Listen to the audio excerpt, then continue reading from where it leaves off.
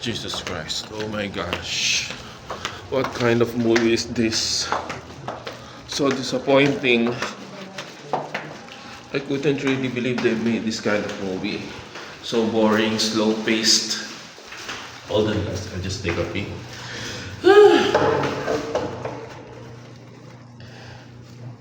You know what, guys and girls, the producer should not do this kind of movie. Instead, make it like a family drama or some kind of a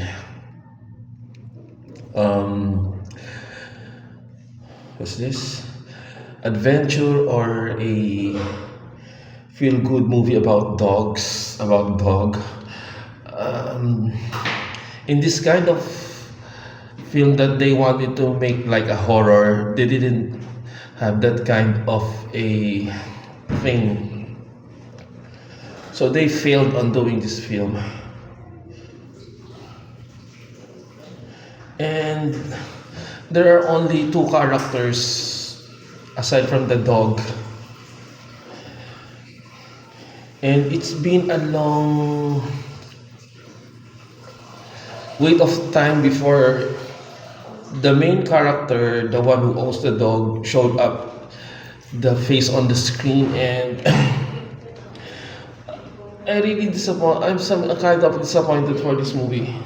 I didn't expect that the story goes that way. When I read the reviews on the platform that this is also a one of a good movie for this year, so how come they make a false statement? They tell a lie that this movie is some kind of a good, but it's not. Hold on, guys. Although there are some scenes which are unpredictable, and I didn't get myself being scared. Although I got something to that kind of effect, but it's not a totally shocking. And I shouted once, but it's not my signature shout. Okay, so just like that. And then what else? So it's not a recommendable one. That's the reason why that this movie didn't shown in Cubao and in Santa Lucia. Well, maybe because of that. So I feel like to sing a song of the late Black Jack. Good boy, good boy. Ang bait mo naman, sana kunin ka na ni Lord. Good boy, good boy. Where's the poster?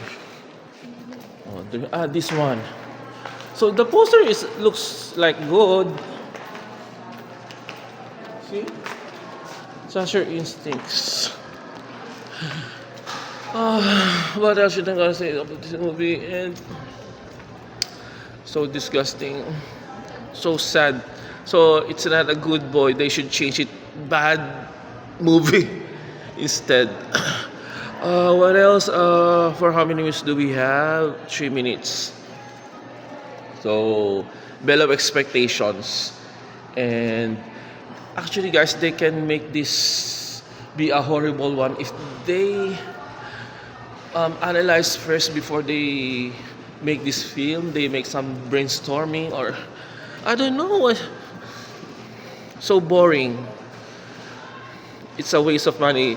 Good thing that there's a free mineral water that they give once you enter the movie house, and waste of 280. And I thought the dog is not barking, but for so many minutes he started barking. But the way he barks, he's still a good one. You don't feel or see the anger in his eyes, and the way he barks. Anyway, so sad. Bye for now. Shout out to each every one of you. Thank you, Lord, for all the wonderful blessings that you give. Bye for thank you. and for all the trials and challenges that I surpassed. Okay, bye. Shout out to each every one of you.